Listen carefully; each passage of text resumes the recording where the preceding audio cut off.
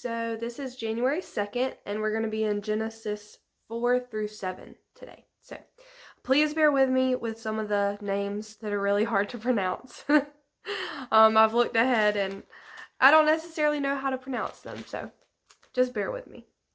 But this is chapter 4, so let's get started. Adam was intimate with his wife Eve, and she conceived and gave birth to Cain. She said, "I have had a male child with the Lord's help." Then she also gave birth to his brother, Abel. Now Abel became a shepherd of the flocks, but Cain worked the ground. In the course of time, Cain presented some of the land's produce as an offering to the Lord. And Abel also presented an offering, some of the firstborn of his flock, and their fat portions. The Lord had regard for Abel and his offering, but he did not have regard for Cain and his offering. Cain was furious, and he looked despondent. And there's a note in here that means that his face fell. So, Cain was furious. He looked despondent. Then the Lord said to Cain, "Why are you furious, and why do you look despondent? If you do what is right, won't you be accepted? But if you do not do what is right, sin is crouching at the door. Its desire is for you, but you must rule over it." Cain said to his brother Abel, Let's go out to the field. And while they were in the field, Cain attacked his brother Abel and killed him. Then the Lord said to Cain, "Where is your brother Abel?" "I don't know," he replied. "Am I my brother's guardian?" Then God said, "What have you done? Your brother's blood cries out to me from the ground. So now you are cursed, alienated from the ground that opened its mouth to receive your brother's blood you have shed. If you work the ground, it will never again give you its yield. You will be a restless wanderer on the earth." But Cain answered the Lord, "My punishment is too great to bear, since you are banishing me today from the soil, and I must hide myself from your presence and become a restless wanderer on the earth. Whoever finds me will kill me." Then the Lord replied to him, "In that case, whoever kills Cain will suffer vengeance 7 times over." And he placed a mark on Cain so that whoever found him would not kill him. Then Cain went out from the Lord's presence and lived in the land of Nod, east of Eden. Cain was intimate with his wife, and she conceived and gave birth to Enoch. Then Cain became the builder of a city, and he named the city Enoch after his son. Irad was born to Enoch. Irad fathered Methuselah, and he fathered Methushael, and he fathered Lamech. Lamech took 2 wives for himself, one named Adah and the other named Zillah. Adah bore Jabal, and he was the father of the nomadic herdsmen. His brother was named Jubal. He was the father of all who play the lyre and the flute. Zillah bore Tubal-Cain, who made all kinds of bronze and iron tools. His sister was Naamah.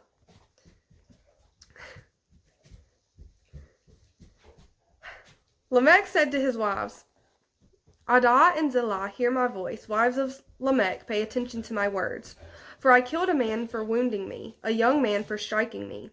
If Cain is to be avenged 7 times over, then for Lamech it will be 77 times.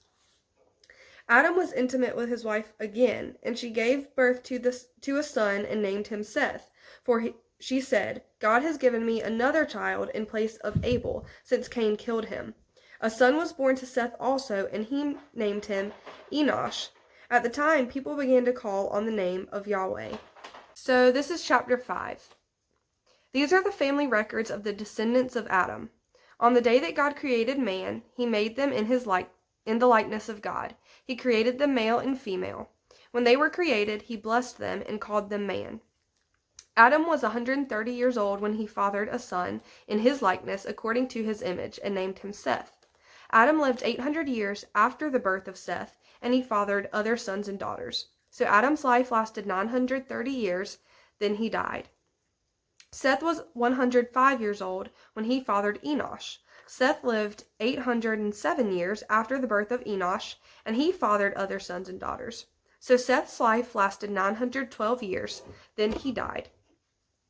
Enosh was 90 years old when he fathered Kenan. Enosh lived 815 years after the birth of Kenan, and he fathered other sons and daughters. So Enosh's life lasted 905 years, then he died. Kenan was 70 years old when he fathered Mahalalel. Kenan lived 840 years after the birth of Mahalalel, and he fathered other sons and daughters. So Kenan's life lasted 910 years, then he died. Mahalalel was 65 years old when he fathered Jared. Mahalalel lived 830 years after the birth of Jared, and he fathered other sons and daughters. So Mahalalel's life lasted 895 years, then he died. Jared was 162 years when he fathered Enoch. Jared lived 800 years after the birth of Enoch, and he fathered other sons and daughters. So Jared's life lasted 962 years, then he died.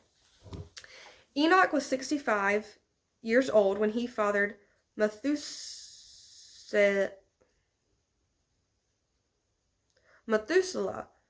After the birth of Methuselah, Enoch walked with God 300 years and fathered other sons and daughters. So Enoch's life lasted 365 years. Enoch walked with God, then he was not there because God took him. Methuselah was 187 years old when he fathered Lamech. Methuselah lived 782 years after the birth of Lamech. He fathered other sons and daughters. So Methuselah's life lasted 969 years, then he died. Lamech was 182 years old when he fathered a son, and he named him Noah, saying, "This one will bring us relief from the agonizing labor of our hands, caused by the ground the Lord has cursed." Lamech lived 595 years after Noah's birth, and he fathered other sons and daughters. So Lamech's life lasted 777 years, then he died. Noah was 500 years old, and he fathered Shem, Ham, and Japheth. This is chapter 6.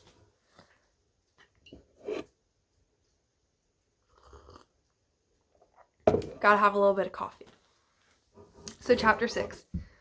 When mankind began to multiply on the earth, and daughters were born to them, the sons of God saw that the daughters of mankind were beautiful, and they took any they chose as wives for themselves. And the Lord said, "My spirit will not remain with mankind forever, because they are corrupt. Their days will be 120 years. The Nephilim were on the earth, both in those days and afterwards. When the sons of man came to the daughters of mankind, who bore children to them, they were powerful men of old, the famous men. When the Lord saw that man's wickedness was widespread on the earth, and that every scheme his mind thought of was nothing but evil all the time, the Lord regretted that he had made man on the earth, and he was grieved in his heart. Then the Lord said, "I will wipe off from the face of the earth mankind, whom I created, together with the animals, creatures that crawl, and birds of the sky, for I regret that I made them."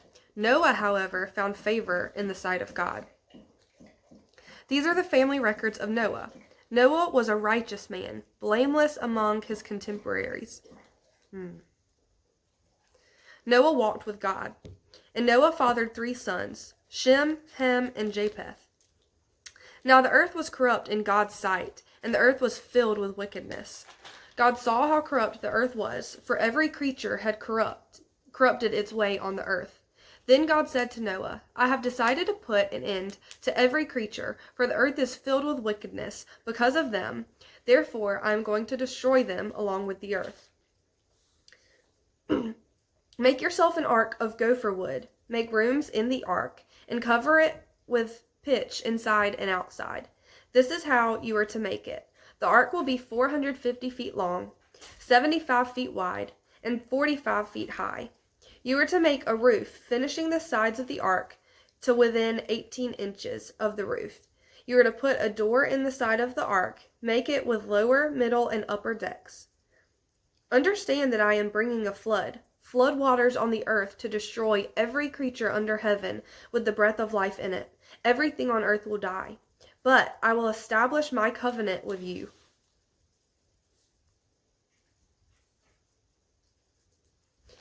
But I will establish my covenant with you, and you will enter the ark with your sons, your wife, and your sons' wives. You are also to bring into the ark 2 of all living creatures, male and female, to keep them alive with you. 2 of everything, from the birds according to their kinds, from the livestock according to their kinds, and from the animals that crawl on the ground according to their kinds, will come to you so that you can keep them alive. Take with you every kind of food that is eaten. Gather it as food for you and for them. And Noah did this. He did everything that God commanded him. Okay, so chapter 7. Then the Lord said to Noah, Enter the ark, you and all your household, for I have seen that you alone are righteous before me in this generation.